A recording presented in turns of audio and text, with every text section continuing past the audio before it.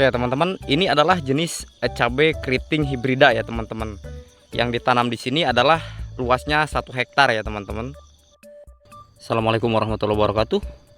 Salam sukses, salam sejahtera bagi garda terdepan pejuang pangan nasional. Berjumpa kembali dengan Bos Terong Channel, info ragam pertanian inovatif, kreatif, dan bermanfaat ya teman-teman. Pada video kali ini saya akan menjelaskan tentang bagaimana cara kita melakukan pengaplikasian daripada manohara ya teman-teman.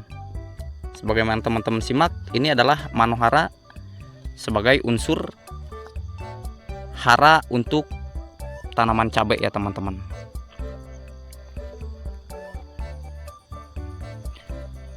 Jadi manohara ini teman-teman bisa membelinya di toko pertanian atau di online shop. Ya, tentang fungsi dan kegunaan daripada manohara untuk tanaman cabai adalah yang pertama, untuk tanaman cabai ya teman-teman, kita bisa mengaplikasikannya setiap 1 minggu sekali ya teman-teman. Dan fungsinya adalah menghindarkan tanaman dari penyakit busuk dan kerontokan buah.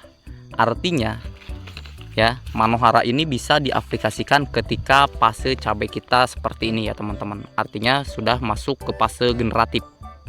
Jangan kemudian teman-teman membelikan manohara ketika cabai kita di fase generatif ya teman-teman. Jadi teman-teman mengaplikasikan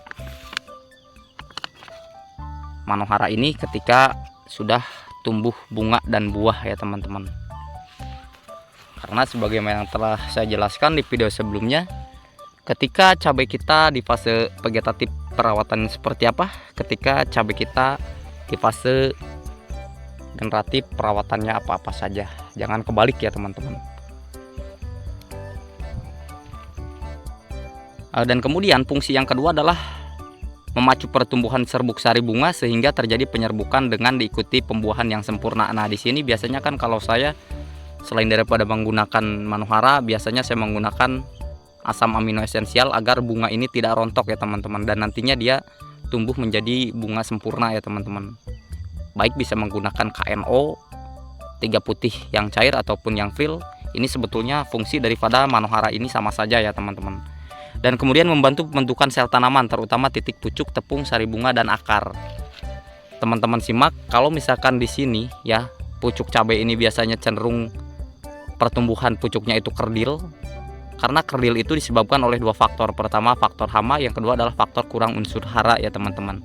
Jadi manohara ini berfungsi daripada pendoping daripada agar pertumbuhan tersebut sempurna ya teman-teman, baik pun akar, baik pun batang ataupun pucuk, bunga dan buah ya teman-teman. Jadi sudah kandungannya sudah disesuaikan tentunya ya. Sudah cukup nutrisinya.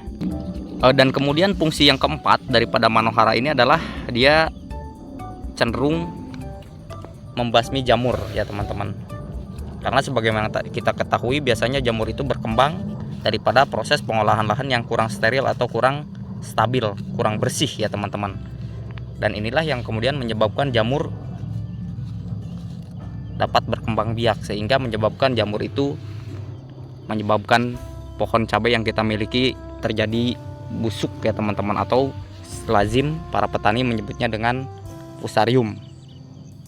Jadi fusarium itu terjadi ketika tanaman cabai tersebut baik di fase vegetatif ataupun fase generatif atau fase pembuahan. Oleh karenanya teman-teman, ketika memang buah cabai itu sudah lebat bagus seperti ini tapi mendadak mati ya teman-teman, layu kemudian mati, itu adalah akibat dari penyebaran jamur yang tidak kita tanggulangi ya teman-teman, atau telat dalam melakukan proses perawatannya, sehingga tanaman cabai yang teman-teman miliki cenderung menjadi mati ya teman-teman. Dan kemudian fungsi daripada manohara yang berikutnya adalah dia akan menjadikan tanaman cabai yang kita miliki masa produktifnya lama ya teman-teman.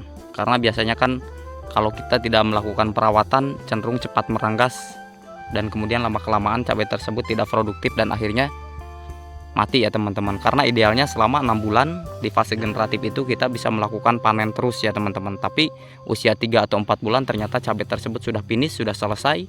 Itu artinya teman-teman ada yang salah dalam proses perawatannya ya teman-teman. Dan kemudian saya akan menjelaskan bagaimana dosis yang kita gunakan ketika kita mengaplikasikan daripada Manohara ini ya teman-teman. Untuk sayur-sayuran ini bisa disemprot atau bisa dikocor ya teman-teman. Untuk sayuran 3 gram per liter air ya, dan kemudian kalau dikocor 10 gram per liter air ya teman-teman. Jadi kita bisa mengaplikasikannya dengan 2 cara, yaitu dengan cara di spray atau dengan cara dikocor ya teman-teman.